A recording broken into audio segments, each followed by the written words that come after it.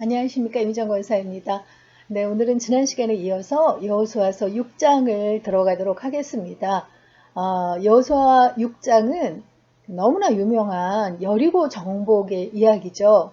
어렸을 때부터 교회에 다니신 분들은 주일학교에서 이 여리고 정복 사건으로 인해서 공부도 했지만 연극도 하고 여러 가지 그런 과정을 통해서 많이 접한 그런 스토리라고 할 수 있어요. 일반적인 그 전쟁의 방법을 따라서 치른 전쟁이 아니라 정말 하나님의 그 방법으로 첫 전투잖아요. 가나안 땅에 들어와서 첫 성읍인 여리고 성읍을 정복해가는 그런 이야기입니다. 여호수아서는 앞부분은 정복에 관한 이야기고 뒷부분은 분배에 관한 이야기로 나눌 수 있다고 했는데 지난 시간에까지 읽었던 5장까지는 이제 가나안 정복을 위한 준비 과정이었고요. 실제로 정복 과정을 기록한 거는 이 6장부터 11장까지의 내용이에요. 6장부터 8장까지의 내용은 가나안 중부의 전투를 기록하고 있고요. 9장부터 10장까지는 남부의 전투, 11장은 북부의 전투를 기록하고 있어요. 그러니까 먼저 중부를 여리고성을 필두로 해서 중부를 먼저 정복한 것을 볼 수 있는데 이 북쪽하고 남쪽이 연합해서 이스라엘을 공격하지 못하도록 중부부터 먼저 점령을 시작한 것을 볼 수 있습니다. 그 여리고라는 그 도시 국가는 굉장히 작은 그 성읍 국가였지만 가나안의 이 중부로 들어가는 이 요단강을 건너서 바로 처음에 있는 그런 그 도시로 교통의 요지라고 할 수 있고 또 좋은 샘들이 있는 오아시스 지대였어요. 특히 종려나무가 많아서 종려나무 성읍이라고 기록하고 있는 것을 또 구약 성경에서 볼 수 있거든요.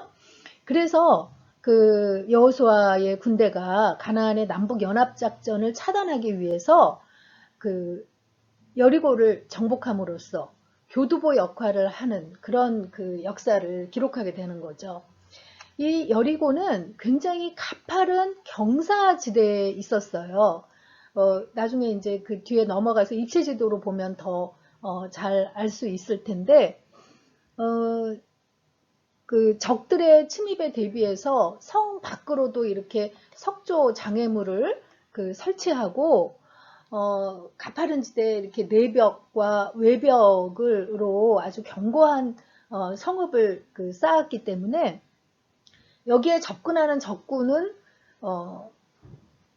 죽임당하기가 쉬워서 이렇게 공성전으로 이 성을 공격해서 성을 무너뜨리고 점령하기는 거의 불가능한 그런 지역이었어요. 그러니까 여리고를 정복하려면 포위해서 더 이상 성 안에 있는 곡식을 다 먹고 나서 굶어 죽기를 기다려서 이전에는 그렇게 몇 년씩 기다려가지고 포위 작전으로 성읍을 정복하는 경우가 많았거든요.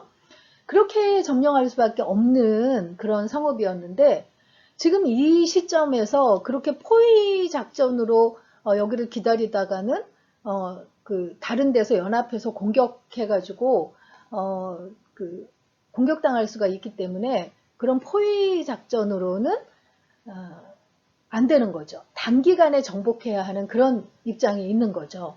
그런 이제 성읍이라는 것을 알 수 있습니다. 여리고라는 뜻은 향기라는 그런 뜻의 이름이라고 하는데요.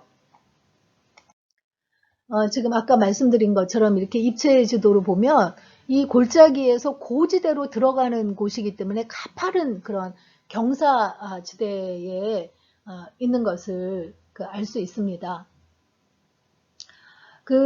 성경에서 여리고가 굉장히 많이 나오는데 구약 시대에는 나중에 이제 분배할 때 베냐민 지파의 소유지로 되거든요. 나중에 사사기에서 모압 왕 에글론이 점령한 곳으로 나오기도 하고요. 마지막 유대가 멸망할 때 마지막 왕인 시드기야가 바벨론 왕에게 쫓겨서 이 여리고 평지에서 잡히는 그런 이제 기록도 나옵니다. 그리고 신약 시대에도 여리고가 등장을 하는데 예수님이 예루살렘으로 올라가는 길에 여러 번 이곳을 지나가게 되시고 그 길에 소경 바디메오를 눈뜨게 하기도 하고 또 세리장 삭개오를 만난 것도 바로 여리고죠.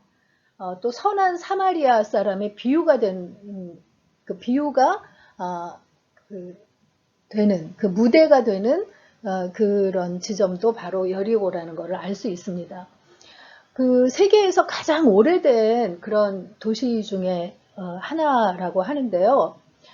이 지중해 해면보다 이 바깥에 있는 이 이스라엘 바깥에 서쪽에 있는 지중해보다도 오히려 해발이 그 더 낮은 지역에 250m나 낮은 지역에 자리 잡고 있다고 해요. 그래서 예루살렘은 그 해발 750m의 고지대에 있거든요. 그러니까 예루살렘하고 여리고는 그 1000m나 고저차가 나는 그런 그 지점이라는 것을 알 수 있죠. 그러니까 예루살렘에서 여리고로 가려면 계속 내리막길을 가게 되고 여리고에서 예루살렘으로 가려면 계속 이렇게 올라가는 고지도로 올라가는 그런 그 지대가 되는 거예요. 그 여리고가 끝난 지점에서 이렇게 그 예루살렘으로 올라가는 지대에 이렇게 유대 광야가 펼쳐지는데 계속 이렇게 비탈길로 올라가는 그런 그 지형으로 돼 있다는 거죠. 이 여리고는 귀한 그 사막 가운데서 물이 솟아나오는 여러 개의 그 샘이 있어서 유다 광야하고 굉장히 환상적인 조화를 이루고 있는 아름다운 도시로 많은 사람들이 왕래하는 길목으로 자리 잡은 그런 성읍이라고 할 수 있습니다. 이 요단 골짜기에 있기 때문에 한겨울에도 매우 그 온화한 날씨를 지니고 있고 여름에도 시원해서 피서지로 이용되기도 하는데 나중에 신약시대의 헤롯 대왕은 이 여리고에 자신의 별장을 지어두고 오랫동안 머물러 지냈던 그런 곳이라고도 합니다. 몇 번 말씀드렸던 것처럼 여리고 성은 외벽과 내벽 이렇게 그 성벽이 이렇게 외벽하고 내벽에 두 겹으로 되어 있는데 외벽은 5m 정도의 이런 기초 공사를 한 다음에 그 위에 높이 7m의 진흙 벽돌로 세웠고요. 내벽은 14m 높이의 난공 군락의 구조를 지닌 그런 이중 성벽으로 지어진 것을 볼 수 있습니다.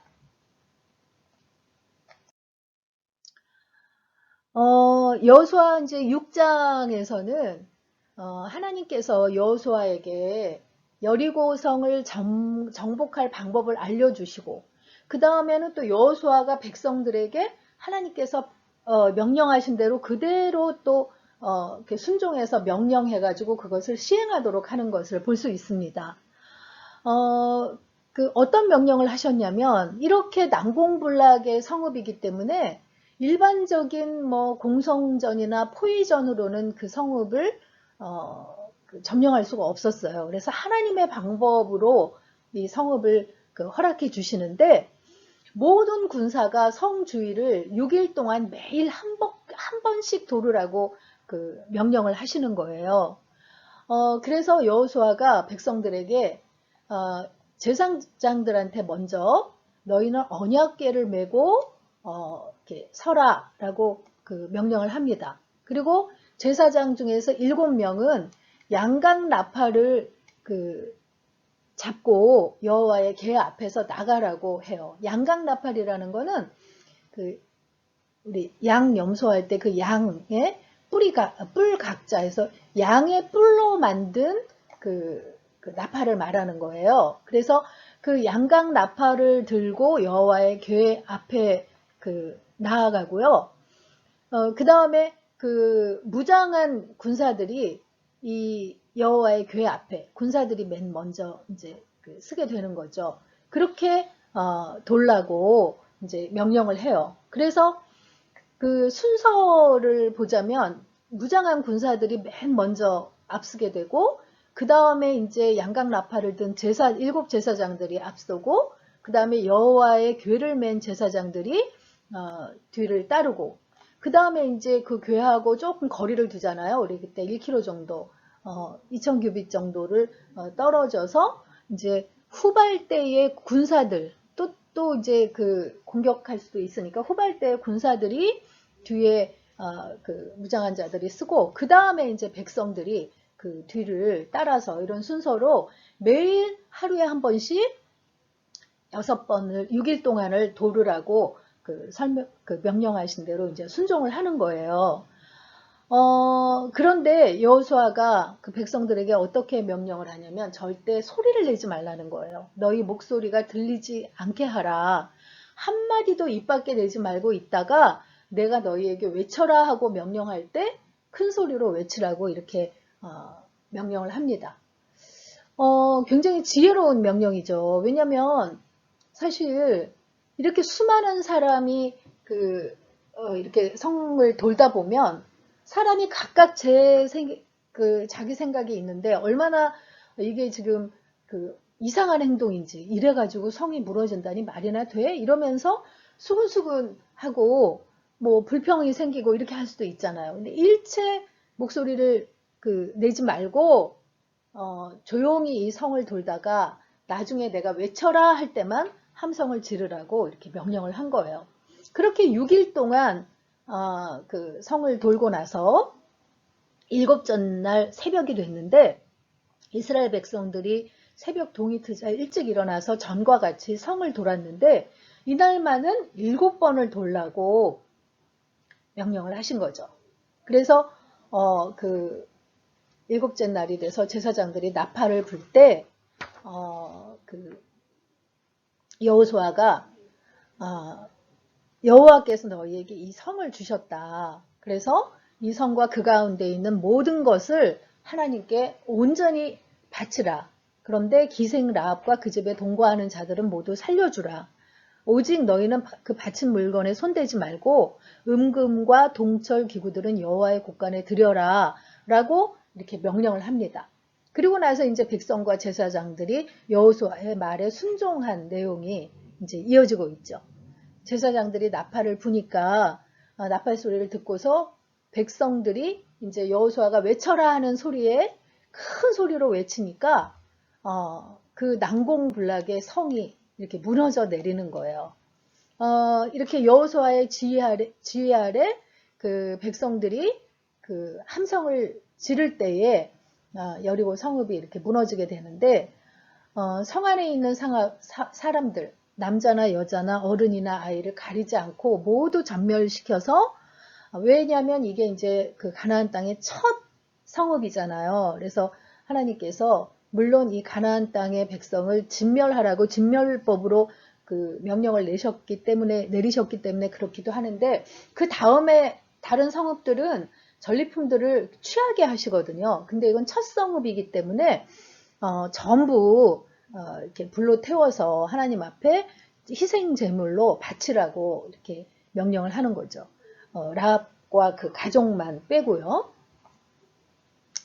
그 여리고 성이 이렇게 무너지게 되는데 그 여리고 성의 그 구조를 단면으로 보면 이렇게 외벽이 7m 정도의 높이, 안에 벽이 14m 정도의 높이로 있다고 했잖아요. 그런데 그 외벽이 무너지면서 바깥으로 돌들이 이렇게 무너져 내리고요. 그리고 내벽이 무너진 것이 그 사이에 이렇게 또 쌓이게 되는 거예요. 그러니까 아까도 이렇게 여기가 이렇게 그 높이가 높다고 했는데 이것이 무너지면서 이렇게 돌들이 쌓이니까 거기를 타고 이제 이스라엘 백성들이 이렇게 들어가고 여기가 또 무너져 내린 것을 타고서 이렇게 내벽 안으로 들어가고 이렇게 이제 점령을 하게 됐다는 것을 알 수 있죠. 그 여리고 전투에서 기생 라합과 그녀의 가족들을 구원하게 되는데 그때 이렇게 붉은 줄을 매놔서 그 징표로 삼으라고 했잖아요. 그래서 붉은 줄을 메어 놓은 집에 에서 이제 들어가서 그 라합과 그에 딸린 모든 가족들을 데리고 나오라고 명령을 해서 정탐하러 갔던 젊은이들이 가서 라합과 그의 아버지와 어머니와 오라버니들과 그에게 딸린 모든 사람들을 이렇게 데리고 나와서 구출하게 되는 것이 기록이 되어 있습니다. 그 붉은 줄 그것이 이제 구원하겠다는 약속으로 이제 그 실행이 된 것이죠. 이 여리고 성읍이 그 정복된 사건이 굉장히 그 동화 같은 이야기처럼 픽션 같은 이야기처럼 들리는데 이 이야기가 역사적 사실이라는 고고학적 증거가 분명히 존재한다고 해요. 그 여리고 성읍을 이렇게 그 복원한 고고학자들은 1400년 전의 기술로, 기원전 1400년 전의 기술로는 이렇게 완벽하게 성벽을 무너뜨릴 수 없다는 거예요. 그렇게 공고하게 지어진 성벽을 어떤 기술로도 무너뜨릴 수 없는데 완벽하게 이 성읍이 이렇게 무너져서 이렇게 돌무더기가 된 것을 발견했다고 합니다. 그리고 무엇보다 그 성 안에 있는 그 항아리가 비어 있지 않고 많은 양의 곡식이 든 게 그 불탄 채로 그대로 들어 있었다. 그러니까 이제 물론 재가 됐겠죠. 근데 탄 채로 이렇게 그 가득하게 그 안에 들어 있는 것을 볼 수 있었다는 거예요. 당시에 곡식은 엄청나게 귀한 거여서 지금처럼 농업이 발전하지 않았기 때문에 귀중한 식량으로 또 때로는 화폐로도 사용이 되는 귀한 자원이었다는 거죠. 그러니까 이제 그 성벽이 무너지고 나서 성 안으로 들어가서 곡식부터 취할 수도 있는데 그러지 않고 왜 다 태웠을까? 그것은 하나님께서 그 땅을 이제 진멸하라고 해서 불태웠다는 그 증거로 성경에 기록된 것이 사실이라는 증거로 고고학에서도 이렇게 증거를 하고 있다는 겁니다. 여호수아가 6장 마지막 부분에 그 여리고성을 건축하는 자는 여호와 앞에서 저주를 받을 것이라 그 기초를 쌓을 때에 맏아들을 잃을 것이고 그 문을 세울 때에 막내 아들을 잃으리라 라고 그 맹세를 했는데 나중에 열왕기상에 보면요 이 맹세가 이루어지는 것을 볼 수 있어요. 베델 사람 히엘이라는 사람이 여리고를 다시 건축했는데 그러니까 이제 나중에 신약시대의 여리고 성읍이 있게 된 거잖아요. 근데 그가 터를 쌓을 때에 맏아들을 잃었고 성문을 세울 때에 막내 아들을 잃었다. 그래서 여호와께서 눈의 아들 여호수아를 통하여 하신 말씀과 같이 되었더라 라고 열왕기상에도 기록이 되어 있거든요. 그런데 이 당시에도 이제 그 여호와께서 여호수아와 함께 하신 것이 여리고 성읍의 정복 사건으로도 보여졌기 때문에 그의 명성이 온 땅에 두루 퍼졌다고 그렇게 이제 6장을 마무리하고 있습니다. 우리가 그 6장의 유명한 여리고 정복 사건을 보면서 오늘의 묵상 포인트를 이렇게 잡아봤어요. 하나님께서 우리가 이해할 수 없는 길로 인도하신다고 느껴질 때 어떤 마음이 드시나요? 하는 그런 묵상 제목입니다. 이스라엘 백성들도 저렇게 난공불락의 성읍을 하루에 한 번씩 돌기만 하라고 하는 그런 인도함을 받았을 때 얼마나 참 여러 가지 복잡한 생각이 들었을 거예요.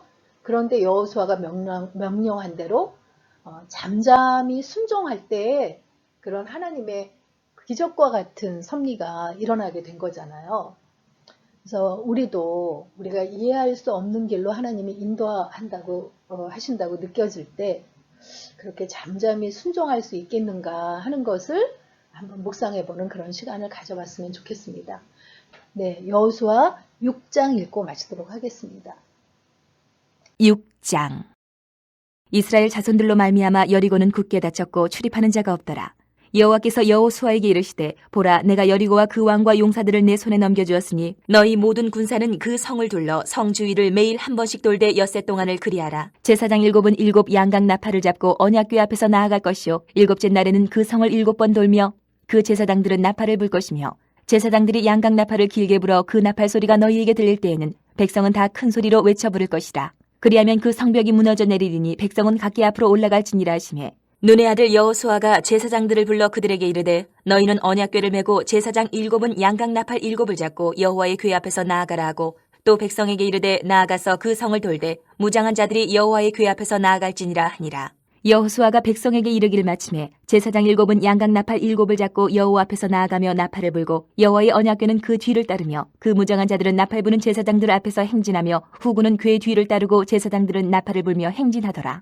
여호수아가 백성에게 명령하여 이르되 너희는 외치지 말며 너희 음성을 들리게 하지 말며 너희 입에서 아무 말도 내지 말라. 그리하다가 내가 너희에게 명령하여 외치라 하는 날에 외칠지니라 하고 여호와의 궤가 그 성을 한 번 돌게 하고 그들이 진영으로 들어와서 진영에서 자니라.